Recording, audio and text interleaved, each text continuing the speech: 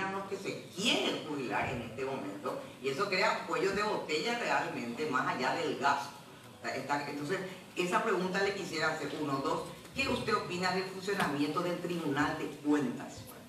¿Funciona, no funciona? ¿Qué se tendría que hacer para que ese tribunal, que tiene que ver con la corrupción, ¿cómo se llama?, pública, con la revisión de los contratos, de las licitaciones, de esto, de aquello, que aparentemente es un cementerio de expedientes, por no decir entre un cementerio y un freezer?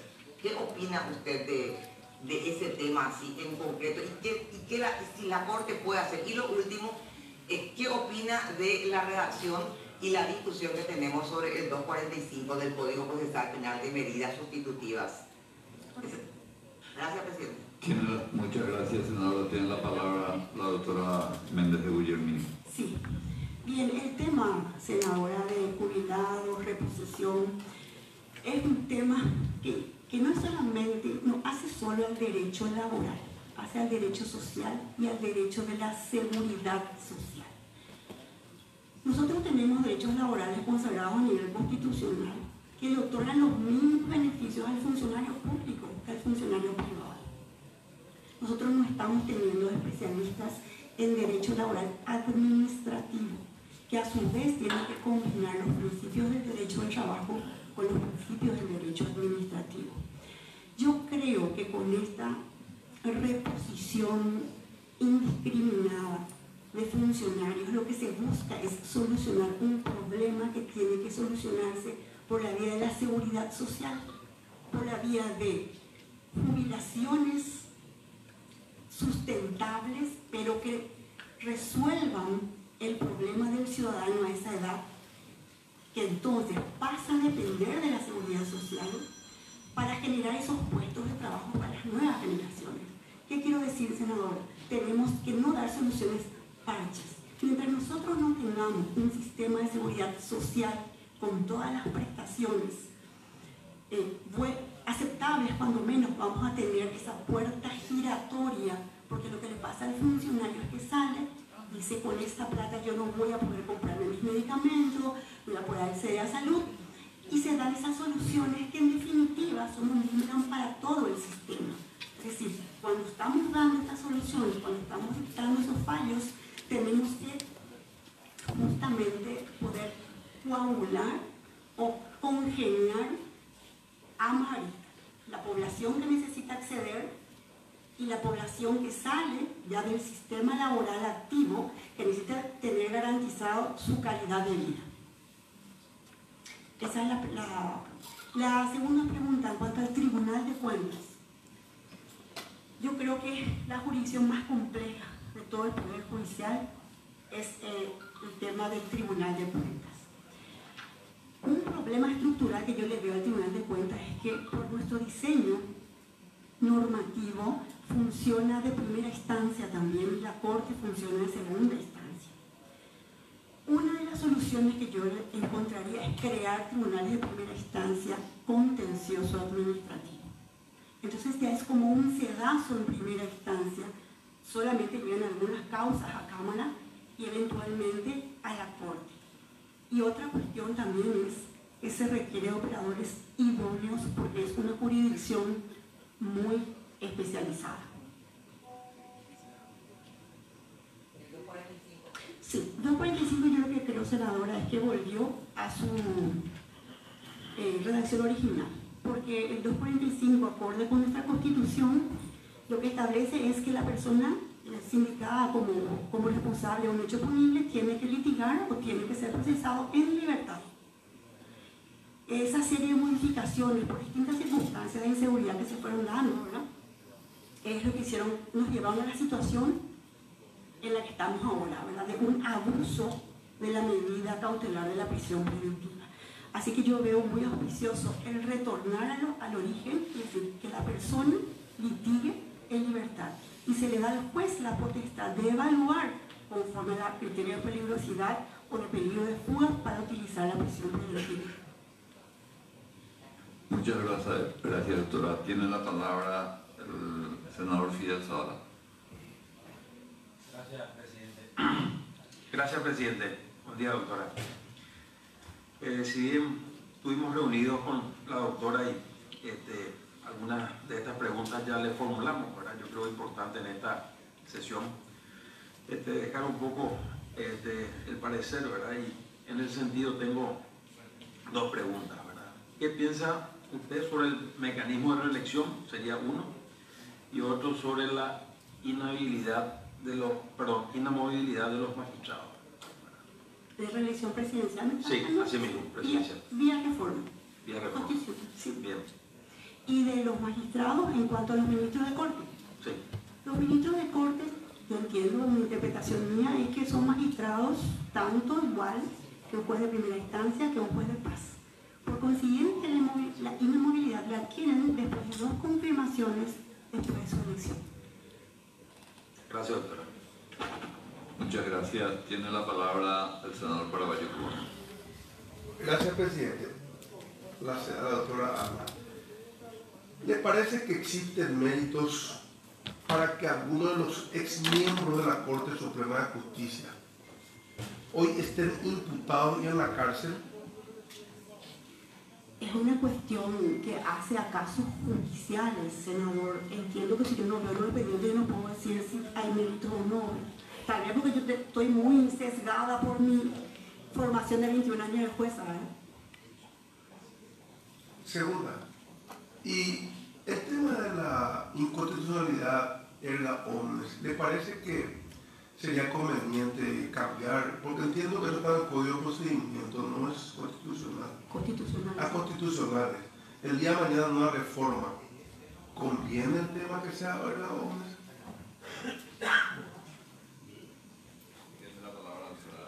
Sí, yo entiendo, senador, que para seguridad jurídica conviene que sea erga omnes. Y una última.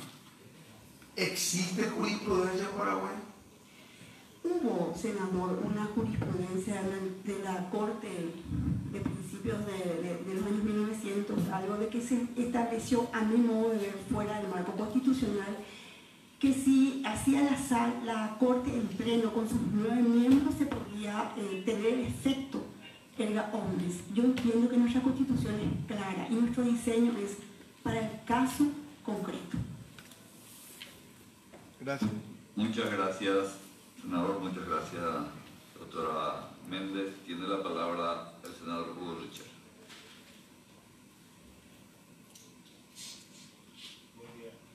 Monte. Buen día otra vez, doctora. Usted se postula para el cargo de la Corte. Y obviamente tiene que tener una idea de la institución, o sea, del Poder Judicial. No me refiero solamente a las cuestiones más puntuales desde el punto de vista del funcionamiento de los jueces, de la Corte misma, incluso de la Corte. Pero usted sabe que no es solamente la Corte, el Poder Judicial, pero en este caso me refiero al Poder Judicial, porque es lo que nos compete. Hay pareciera una amplia situación de insatisfacción de la ciudadanía de la Corte. O siendo más preciso, hay una falta de confianza de una gran parte de la ciudadanía hacia la Corte, hacia el Poder Judicial. Eso daña profundamente el Estado de Derecho, las instituciones, la democracia. ¿Esa es también su opinión? ¿O cree que esa es una percepción muy extendida en la ciudadanía? No, esa es también mi opinión. Y yo creo que una de las cosas fundamentales es la falta de previsibilidad en los fallos y la seguridad jurídica. Y yo le puedo decir que solamente en mi jurisdicción tenemos casos en que si cae en una sala se va a resolver de una forma y si se cae en otra sala se va a resolver de otra forma. Eso genera inseguridad y desconfianza, por supuesto.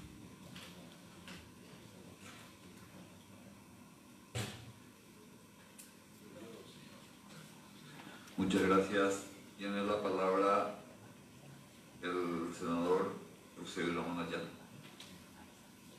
Buenos días, doctora. Yo entiendo que su especialidad es el derecho laboral, probablemente integre, si es elegida, la sala civil. Pero no obstante, usted va a integrar la Corte Suprema de Justicia, uno de los poderes del Estado, y obviamente tiene que conocer cómo funciona todo el aparato estatal. La primera pregunta que le quiero hacer: ¿cómo, poniéndose en el lugar de una magistrada, qué le pareció el proceso de selección del Consejo de la Magistratura, con sus elogios y sus críticas, hasta el momento en que ahora tenemos una terna que elegir?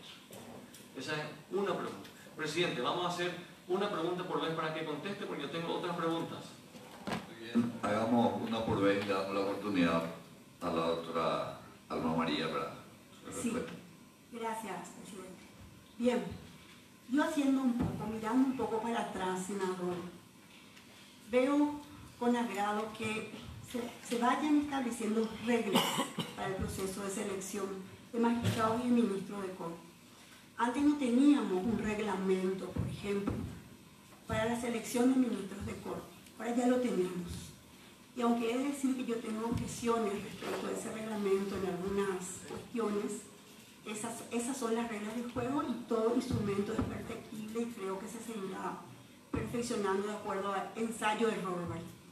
Ahora bien, si usted se refiere, senador, específicamente a la sesión que no fue pública, entiendo que estamos ensayando estos vientos de cambios en donde se exige el cumplimiento de la transparencia, puesto que somos nosotros una república y así debemos actuar como funcionarios públicos que somos. Quiero creer, entiendo de hecho, porque así me lo han hecho saber, de que los consejeros en su momento lo que trataron es de precautelar eventualmente la honorabilidad de algún candidato por si pudiera haber salido algún concepto poco feliz sobre la persona. Sin embargo, entiendo que hemos aprendido de eso y que esto tiene que ser siempre todo el proceso transparente y público. Y los que nos presentamos a ese concurso tenemos que saber que nuestra vida pública y privada va a ser expuesta y ventilada y así debe ser.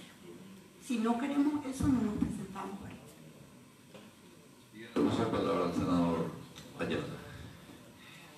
Como ministra de la Corte, usted va a tener que opinar sobre temas muy complicados que a veces involucran a otros poderes del Estado.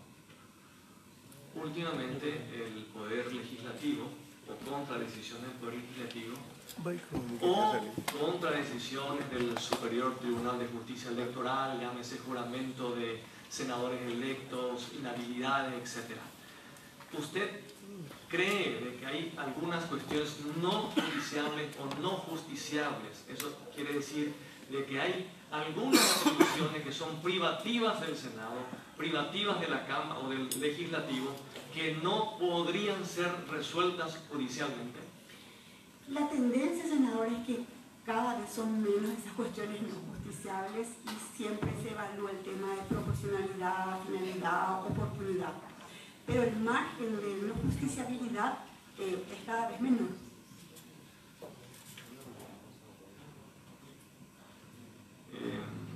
Bueno, una cuestión técnica del área.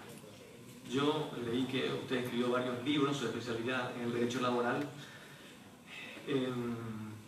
Su opinión es que se podría, una de las medidas para evitar la mora judicial, que es la justicia pronta como un derecho humano por un plazo determinado y corto,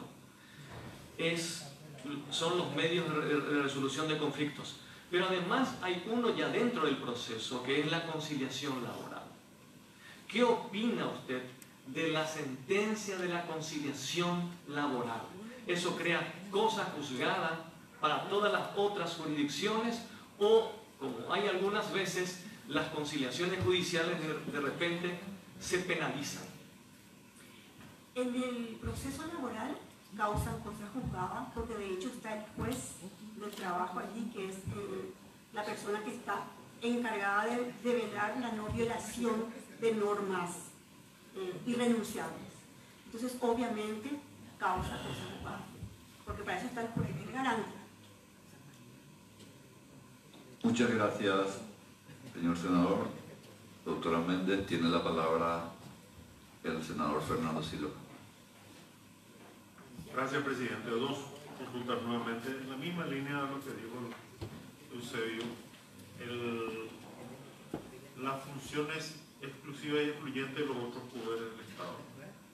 Aquellas resoluciones tomadas por otros poderes del Estado que a criterio de la Corte Suprema, que es según nuestra Constitución el único órgano que interpreta la Constitución, deben ser cumplidas por los órganos.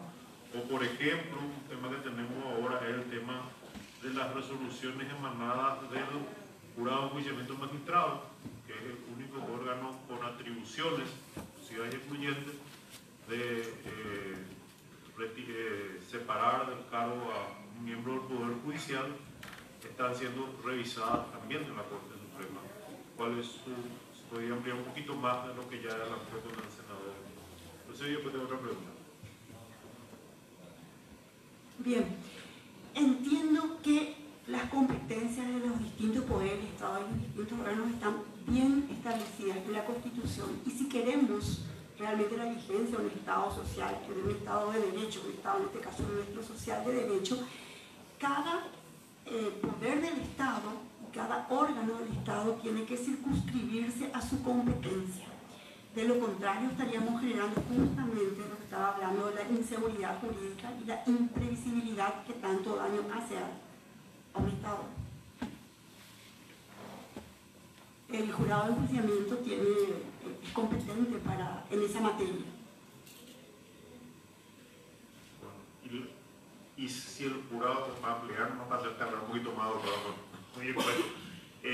si el jurado resuelve separar a un miembro dentro de sus potestades y a criterio del afectado se violaron las garantías constitucionales y eso va a la Corte y la Corte, en un caso reciente, falla a favor del afectado, ¿usted cree que es a solo efecto de dejar constancia en la opinión de la Corte o debe ser dados cumplimiento por el órgano que realizó?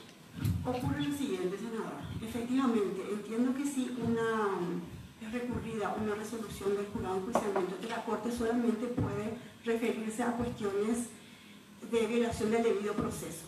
Y en el supuesto caso, senador, de que la Corte, Sala Constitucional, encuentre de que esa resolución fue inconstitucional porque se violaron derechos constitucionales, el juez, ¿qué es lo que ocurriría? ¿Qué ocurre cuando se declara inconstitucional una resolución? Se reenvía para que otro órgano, si es un tribunal, para que otro tribunal vuelva a juzgar el caso, porque se anuló la anterior resolución. Con el caso del jurado de enjuiciamiento se presenta una situación un tanto diferente porque no se le puede reenviar al mismo órgano para que vuelva a dictar una misma resolución, salvo que se cambie todo el jurado de enjuiciamiento, entonces ahí no había posibilidad de preopinión. Entonces, como el juez quedó nula la resolución por la cual se le destituyó, la lógica consecuencia es que sea repuesto nuevamente en el puesto de trabajo en otro similar. La otra pregunta, presidente, es su criterio con respecto a las resoluciones de la Corte Suprema con el control de la convencionalidad.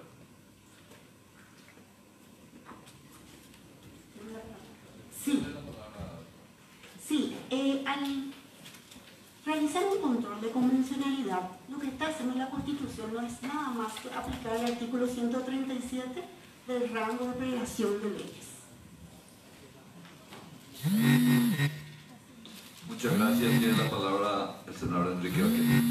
Muchas gracias, presidente. Compañeros, doctora. Quiero hacer una consulta. ¿Usted conoce sobre la superintendencia o sobre el poder que tiene de juzgar la Corte a la actuación de los magistrados? Porque estamos discutiendo un proyecto de ley que justamente habla del jurado de enjuiciamiento de magistrados. Y fue muy discutido el tema justamente ayer, porque 759 del 2009, que rige el jurado, es una ley que para mí no reúne todas las condiciones para realmente garantizar el debido proceso. Pero si bien yo respaldé en aquella oportunidad, era porque también daba la oportunidad de que exista una pena intermedia, o sea, una pena intermedia que es el famoso apercibimiento. Ayer una de las representantes de la Corte hablaba de que eso sería un doble juzgamiento, cosa que yo le manifesté que nosotros por constitución, o sea, cuando hablo de nosotros, hablo del jurado de enjuiciamiento magistrado. El jurado de enjuiciamiento magistrado tiene la potestad de juzgar el mal desempeño de jueces, fiscales, defensores, síndicos. Ante esa situación, yo quiero saber su opinión al respecto.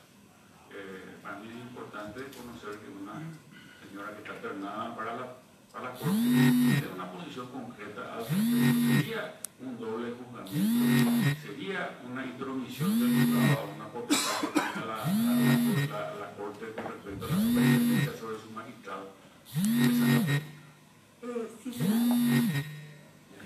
Sí, senador. Entiendo que nadie hizo proposición, entiendo que la Corte Suprema tiene facultades disciplinarias administrativas sobre los jueces. En cambio, el jurado de enjuiciamiento lo que hace es controlar la labor del juez en su calidad de juzgador, la legalidad, constitucionalidad de sus fallos. Dentro del sistema de justicia, ese control se hace, pero por instancias. Primero hace segunda, segunda hace tercera. Pero el poder sancionador de la Corte entiendo que es en la parte administrativa del desempeño de la función del magistrado. No sé si Gracias. Otra pregunta más, señor presidente. Sí, adelante, senador. Nosotros, en el periodo pasado y en este periodo, hemos trabajado mucho para llevar adelante una ley que le dé más competencias a los juzgados de paz, entendiendo lógicamente nosotros como legisladores de que el verdadero acceso a la jurisdicción, muy complicado para mucha gente humilde, es el juzgado de paz. Entonces, hay muchos problemas. La Corte en forma permanente está tratando de que se suspendan los efectos que alcance esa ley. Hablan de cuestiones presupuestarias. Nosotros en el presupuesto general de gasto de la Nación ya hemos defendido nuestra posición y hemos defendido la posición de que realmente esa competencia se le tiene que dar a los jueces de paz. Y también hemos respaldado presupuestariamente desde el Senado, que es nuestra potestad. Entonces, lo mismo continúa de la Corte con algunos inconvenientes. ¿Usted qué opina al respecto?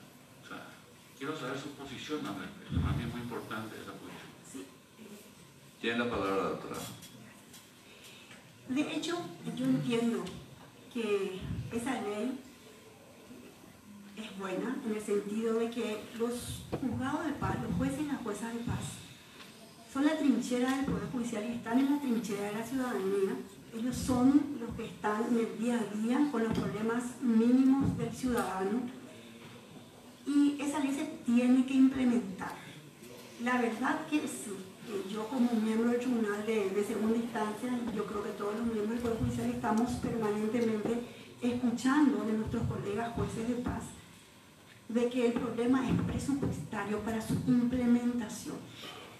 Entonces lo que habría que ver, senador, si usted está diciendo que también se le proveyó de los medios, de los recursos pertinentes, cuál sería la traba, porque a mí me consta que los compañeros jueces de paz a pulmón están cumpliendo esa función, queriendo cumplir y tratando de llegar a la ciudadanía.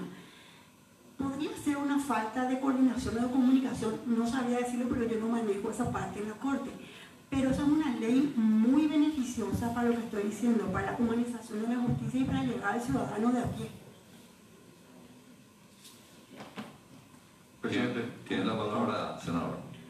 En conclusión, ¿usted respaldaría lo que esa ley manifiesta? Total y absolutamente. Esa es la pregunta. Gracias.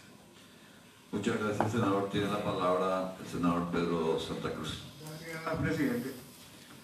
Su criterio, doctora, sobre las intervenciones, las últimas intervenciones de las fiscalías en las ocupaciones que han transcurrido un tiempo importante. Tuvimos uno en Luque, yo creo que también en San Pedro, donde ha transcurrido 3 años, ¿verdad? ¿A usted le parece que está bien eso o tiene que hacerse a través de un juicio civil? Depende de lo que se busque, porque si es penal es un desahucio, si es civil es un desalojo. Habría que ver cuál es el hecho controvertido. Yo estoy preguntando, doctora, el transcurso del tiempo. Porque hay casos que han transcurrido tiempo importante, inclusive en los últimos tiempos, creo que en San Pedro tuvimos 3 años, después de 3 años de ocupación intervino la fiscalía y en otros puntos del país también ocurrió lo mismo. Lo que definitivamente, senador, no podemos hacer es la denegación de justicia y un tiempo exagerado en la duración de los procesos civiles o penales, una denegación de justicia. No está bien, eso bajo ningún punto de vista, ¿verdad? Gracias. Gracias, senador. Tiene la palabra el senador Salim Busartis. Gracias, presidente. Voy a tratar de ser preciso para que no se malinterprete lo que voy a decir. Yo no creo que exista una independencia absoluta de un magistrado. De hecho, tiene seguramente su formación, su idea, su pensamiento, su ideología.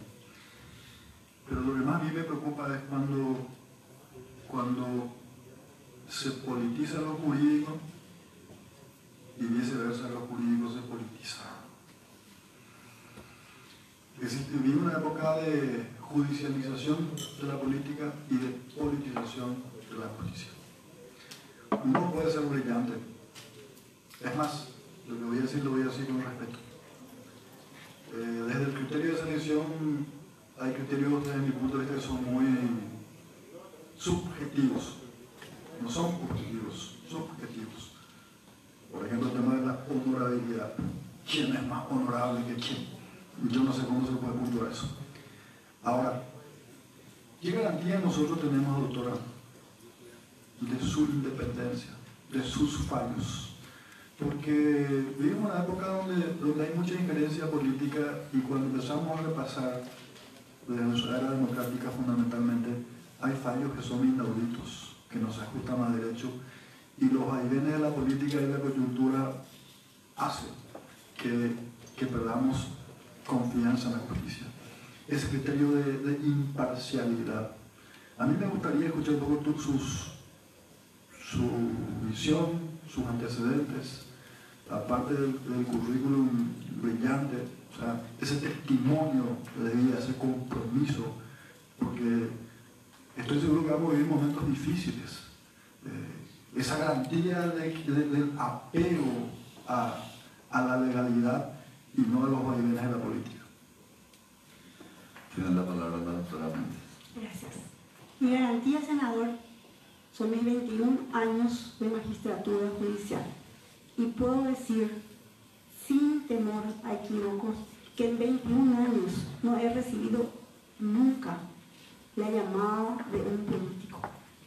Ni siquiera, salvo en 2 ocasiones, de un ministro de corte. No voy a echar por la borda mi trayectoria y mi nombre, que son mi patrimonio más preciado.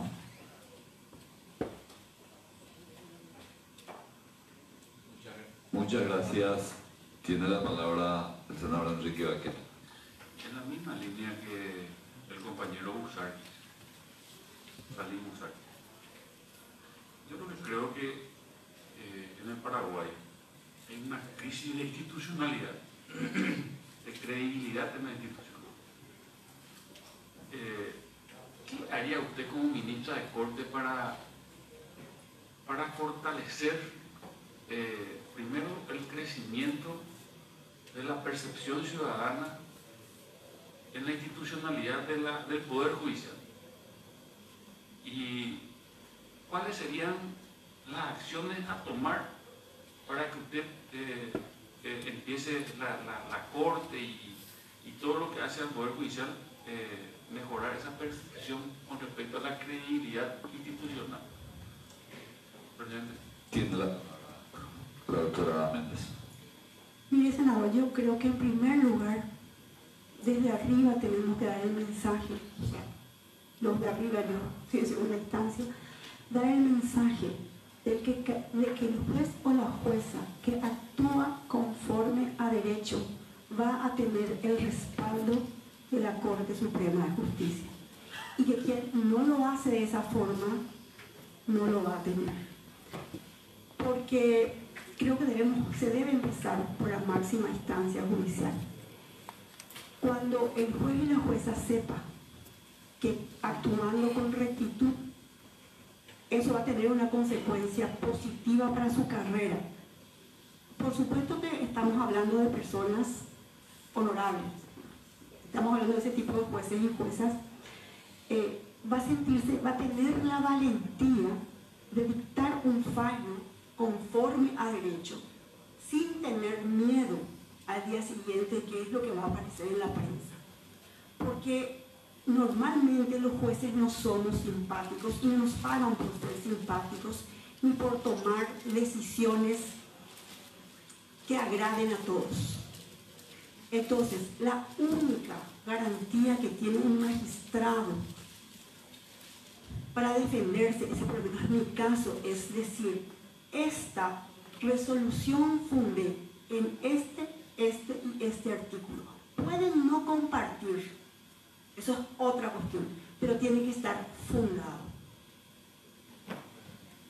Muchas gracias, doctora Méndez. Tiene la palabra el senador Eusebio Ramón Ayala. Doctora, ¿qué opina de la ley de transparencia y la publicidad de las sesiones de la Sala Constitucional de la Corte Suprema de Justicia y de la Corte Ampliada cuando tengan que resolver cuestiones de inconstitucionalidad?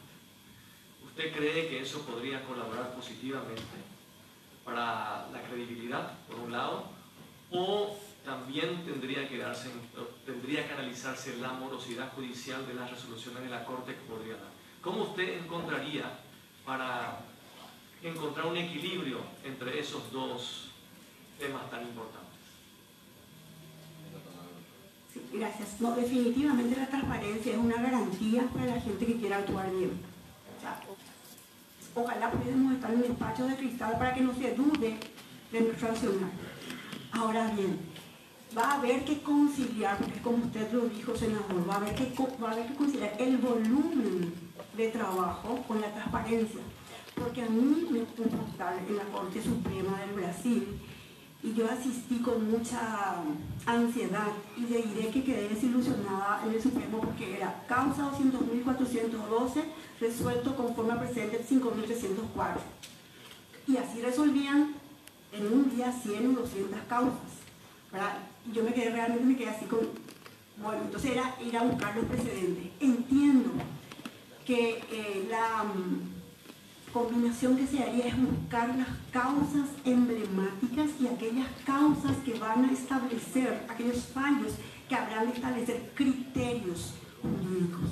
Yo entiendo que esas necesariamente, estamos hablando en materia jurisdiccional, ¿verdad? Esos casos tienen que ser, para educación incluso de todos, tienen que ser públicos. Y los demás, las cuestiones que son de mero trámite, deberían tenerse la posibilidad de no hacerlo vía transmisión. Incluso yo pensé, tal vez se podrían sortear cuáles van a ser las causas cuyo tratamiento puedan ser transmitidos, siempre y cuando que sean causas, aquellas causas que no sean relevantes. Las relevantes hay que encontrar la forma de hacer realmente públicas. Muchas gracias. ¿Una otra pregunta, senador? Otro tema. Otro tema. O sea, otra pregunta. ¿Otra pregunta? Pues prosigue usted, señor senador. Bueno, gracias. Estimado doctora, usted habrá leído que el Poder Ejecutivo promulgó la Ley del Trabajo a Tiempo Parcial.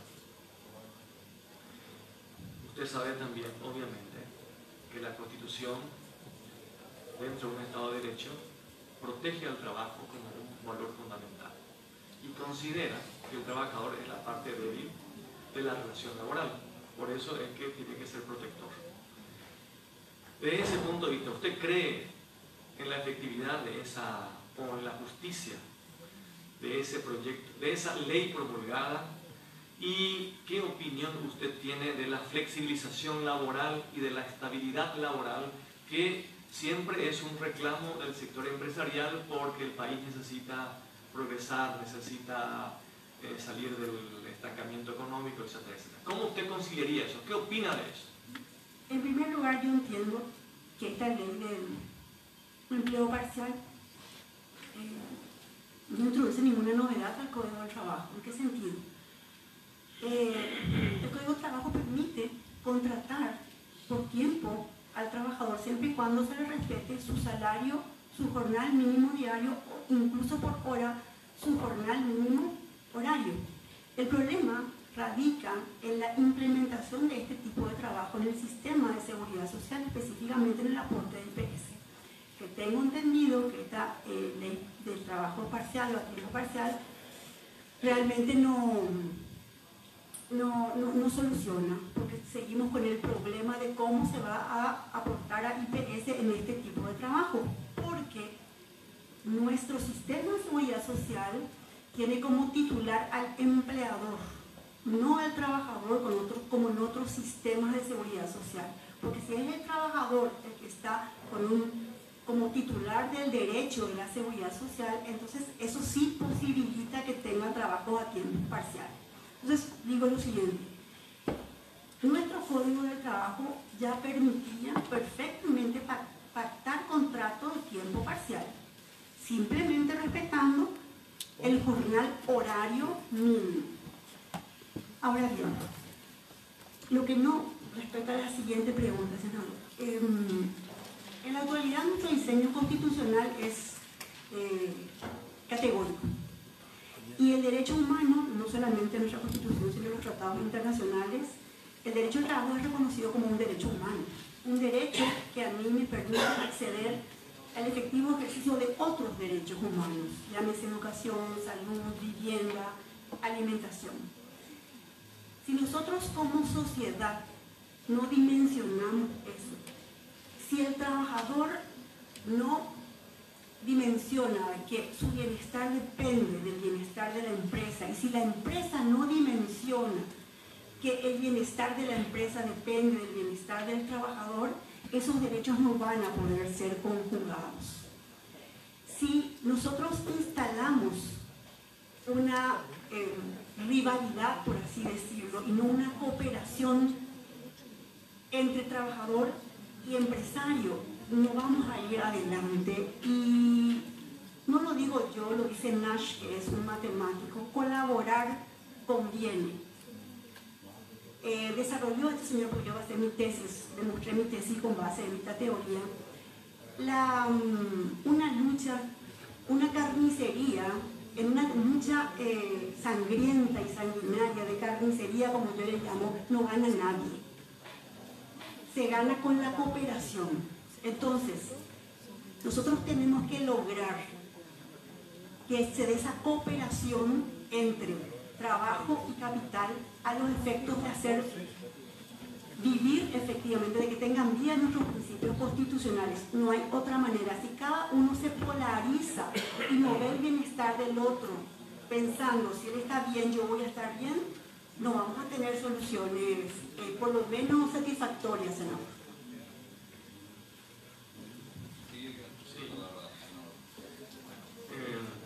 Teniendo en cuenta la realidad laboral del país, el cumplimiento de las normas laborales, ¿qué opina de que se cumplen las leyes laborales en el país? Y yo sé que no le puedo pedir ninguna estadística, pero por la experiencia usted puede decir qué porcentaje o qué nivel de cumplimiento de las normas laborales, porque obviamente el incumplimiento de las normas laborales por la no satisfacción de las partes provoca mayor cantidad de pleitos, porque tienen que, lo que no se resuelve en la sociedad, se busca la solución en el Poder Judicial. Y en el Poder Judicial normalmente los procedimientos son largos. A pesar de que el Código Laboral establece plazos muy cortos, da la impresión desde afuera de que es un código laboral y un código procesal laboral que necesita una actualización, porque la mora para el trabajador que está litigando por una reposición no tiene el mismo peso relativo que la mora de alguien que está reclamando a lo mejor una propiedad o alguna otra cuestión. ¿Qué opina usted? Mire, nuestro código, la letra de nuestro código procesal laboral es excelente. Es más, el código procesal general que está en este proyecto es una réplica del código procesal del trabajo. El problema no es la herramienta, el problema son los operados. Y la cuestión del cumplimiento de las normas laborales, senador, es una cuestión de mentalidad. Porque se tiene la mentalidad de que si se evade el cumplimiento, se está obteniendo un beneficio inmediato y a corto plazo. No tenemos la conciencia de que cumpliendo la norma vamos a tener un mejor resultado a largo plazo. Y sí le voy a dar una estadística: el 20% solamente de los trabajadores en relación de dependencia, según una estadística hace un año y medio, está asegurado al sistema de seguridad social. Solamente el 20%. El empleador, al parecer, todavía no se dio cuenta de que conviene asegurarle al trabajador, porque los daños generados posteriormente por un accidente de trabajo van a ser ampliamente solventados. Entonces tenemos esa mentalidad cortoplacista de me voy a ahorrar unos pesos ahora, sin tener la visión de que realmente el problema puede estar en el futuro. Y está tan enraizado que incluso muchas veces el trabajador, pero eso se entiende, pide que no se le inscriba a IPS para que no se le descuente el 9% de su aporte. Si bien sabemos, eso no es una causa de exhibición del empleador. El empleador tiene la obligación, aunque el trabajador le diga que no, ¿verdad? Pero, senador, yo creo que es una cuestión de mentalidad. Cuando nosotros entendamos que cumplir las normas en este aspecto a la larga conviene, vamos a empezar a cumplir las normas laborales. Muchas gracias. Tiene la palabra la senadora Hermelina. Bueno, disculpen, llegué un poco tarde, pero no sé si alguien hizo esta pregunta. En el caso de que usted sea electa ministra de la Corte, ¿respetaría los 5 años o pensaría en una prórroga?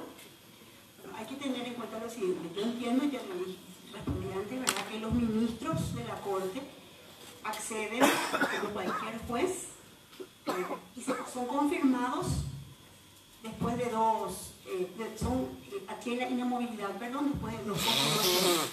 Otra cuestión es el magistrado de carrera que accede a la Corte con inamovilidad. O sea, ¿a qué situación se está refiriendo, senador?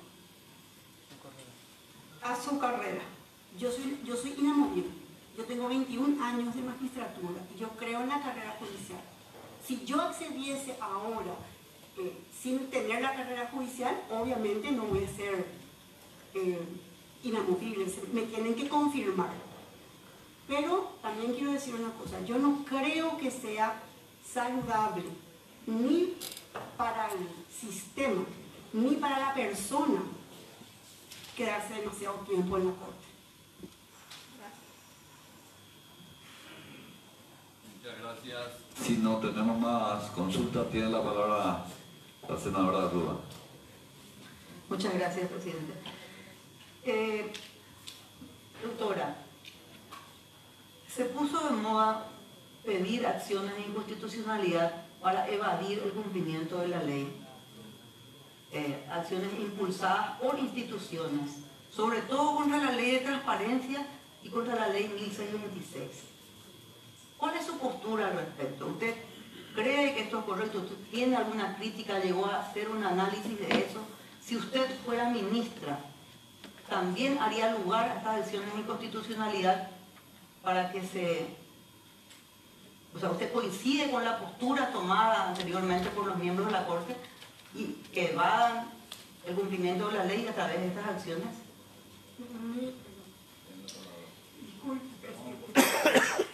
Mire, senadora, yo entiendo que se causa un espacio a todo el ordenamiento jurídico. Si nosotros sacamos de circulación, por decirlo vulgarmente, normas o leyes sancionadas por el Poder Legislativo, entiendo que esa no es una práctica sana. Es mucho el perjuicio que se genera.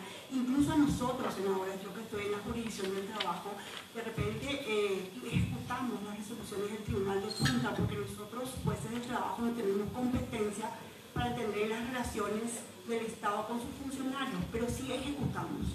Y nos encontramos que determinadas instituciones no se le aplica la ley 1626 por la famosa acción de inconstitucionalidad. En otras sí se aplica, pero solo unos artículos. Y eso genera un caos y una inseguridad jurídica tremenda. Muchas gracias. Muchas gracias, doctora. Muchas gracias, señora senadora. Tiene la palabra el senador Eusebio Ramón Ayala.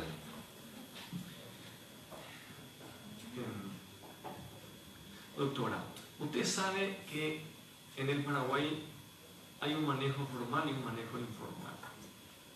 En la práctica, usted, si está en la Corte Suprema de Justicia, va a recibir una llamada de la Fiscala General del Estado, como hipótesis, o del Presidente de la República, para darle algún criterio. ¿Qué le diría usted al señor Presidente de la República si es que opina de algo? Si es que es una hipótesis, si es que llega a ocurrir. Sí. Lo siguiente, los tres poderes del Estado, ejecutivo, legislativo y judicial, tienen que gobernar, porque ejercemos el poder público, en coordinación e independencia. Y cualquier comunicación que se quiera hacer de poder a poder tiene que hacerse a nivel institucional. Y no creo que me llame el presidente de la República para darle un criterio ahora. Digo, en lo que hace a mi persona, no sé, puede llamar también si quiere, pero... No habiendo más consulta, damos por concluida esta entrevista. Muchas gracias, doctora, por la presencia y la comisión va a saber evaluar y por sobre todo la... ¿Tiene usted la palabra? Sí, le quiero pedir disculpas, señor presidente, por favor. Porque como usted acostumbrada también yo a dar la palabra a los justiciarios y a los abogados, de repente no le pedía la palabra y respondía directamente. ¿Por qué hacerlo, señora? Muchas gracias por la presencia y recordamos al Pleno de la Comisión de Asuntos Constitucionales. Mañana seguimos esta audiencia a 10:30 horas. Empezamos con la doctora Carolina Llanes y seguimos con el doctor Plinio Estrada, en este mismo sitio. Muchas gracias, levantamos la sesión.